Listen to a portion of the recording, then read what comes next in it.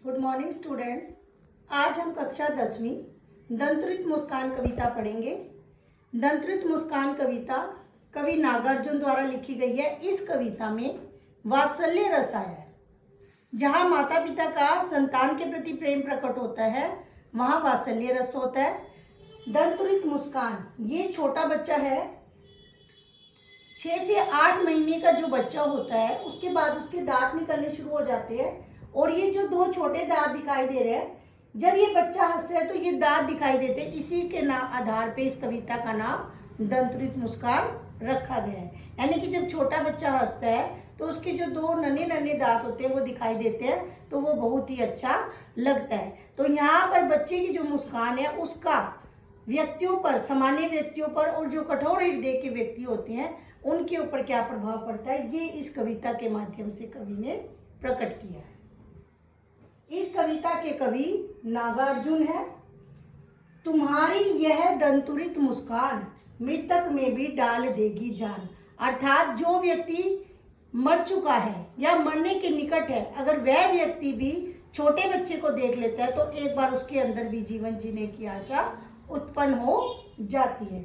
यानी कि बहुत अधिक बीमार, तनावग्रस्त व्यक्ति होता है, छोटे बच्चों को देखकर वे अपना तनाव भूल जाते हैं। धूली धूसर, धूली धूसर में अनुप्रास अलंकार आ रहा है, एक ही वर्ण की बार बार आवृत्ति हो रही है।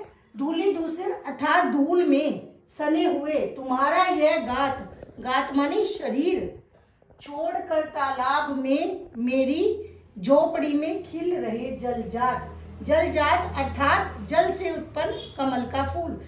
ऐसा लग रहा है जो छोटा बच्चा झोपड़ी में हंस रहा है, जैसे कि झोपड़ी में से कमल का फूल आकर खिल गया है तालाब को छोड़कर। छोटे बच्चे की मुस्कान इतनी सुंदर होती है कि वह कमल के फूल के समान सुंदर लगता है। परस पाकर तुम्हारा ही प्राण पिघल कर जल बन गया होगा कठिन पाषाण। कि तुम्हारा स्पर्श पाकर जो कठोर पत्थर है वह भी पिघल कर जल बन गया होगा। यानी कि जो कठोर हृदय व्यक्ति होते हैं उनका हृदय भी पिघल जाता है छोटे बच्चे का स्पर्श पाकर। छू गया तुमने कि झरने लग पड़े शेफालिका के फूल। शेफालिका के फूल बहुत अधिक सुंदर होते हैं। बांस था कि बबूल, बांस और बबूल के जो वृक्ष होते हैं उन पर कभी भी सुंदर फूल नहीं लगते, लेकिन उन फूलों को अर्थात कठोर हृदय वाले व्यक्तियों को भी यदि छोटा बच्चा स्पर्श कर लेता है तो उनके चेहरे पर भी मुस्कान आ जाती है, फूल खिलने लगते हैं। तुम मुझे पाए नहीं पहचान, देखते ही रहोगे ऐ निमेष। अब यहाँ पर जो बच्चा है उसने पहली बार कवि को देखा है और वह उसे पहचान नहीं पा रहा। ऐ निमेष माने बिना पलक झपकाए देखना। छोटा बच्चा जब पहली बार किसी को देखता है तो वह लगातार देखता रहता है, वह अपने दिमाग में एक छवि बनाता है और जब दूसरी बार वह उस व्यक्ति से मिलता है तो वह स्माइल करता है, मुस्कुराता है। लेकिन यहाँ पर बच्चा लगातार देखता ही जा रहा है। तब कवि क्या कहता है कि तुम थक गए हो तो मैं अपनी पलकें हटा लूं और तुम्हें देखना बंद करूं। अगर तुम्हारी माँ, अब यहाँ पर कवि जो है विदेश में चला गया है, प्रवासी हो गया है और वह काफी लंबे समय के बाद आया है, लेकिन उसकी माँ जब आ जाती तो उसे पता चल जाता है कि यह मेरा पुत्र है। तो कहता है कि अगर तुम्हारी माँ ना माध्यम बनी होती आज, अगर आज तुम्हारी माँ ना मिलती तो मुझे नहीं पता चलता कि तुम मेरे पुत्र हो। क्यों नहीं पता कि जब वह विदेश में था उस समय उसका पुत्र उत्पन्न हुआ है, तो आज ही पहली बार पिता और पुत्र का मिलन हो रहा है। फिर कवि कह रहा है कि माँ तुम्हारी धन्य है और तुम भी धन्य हो। मैं ही एक इतर हूँ, यानी कि मैं भिन्न हूँ, मेरा तुम्हारे साथ कोई संपर्क नहीं रहा।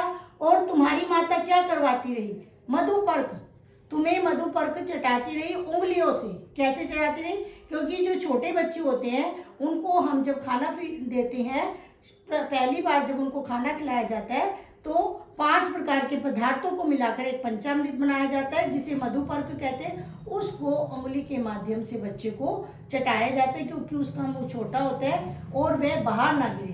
तो कहते हैं कि माँ की जो उंगलियां हैं वह तुम्हें मधुपर्क, दही, दूध, शहद, जल आदि को मिलाकर बनाया गया पेय पदार्थ, उसे तुम्हें चटा रही है और खिला रही है। देखते तुम इधर कनखी मार, और होती जबकि आंखें चार। कनखी मार, कनखी माने क्या होता है? तिरछी नजरों से देखना। और कह रहे हैं कि जब तुम तिरछी नजरों से मुझे देख रहे हो, जब मेरी दो आंखें तुम्हारी दो आंखों से मिली तो कितनी हो गई? 4। तो बच्चा क्या करता है? मुस्कुराकर शर्माने लगता है। तुम्हारी यह दंतरित मुस्कान मुझे लगती बड़ी छविमान। छविमान माने बहुत सुंदर। तो कवि क्या कह रहा है? जो तुम दांतों को निकाल के मुस्कुरा रहे हो वो मुझे बहुत ही सुंदर लगता है।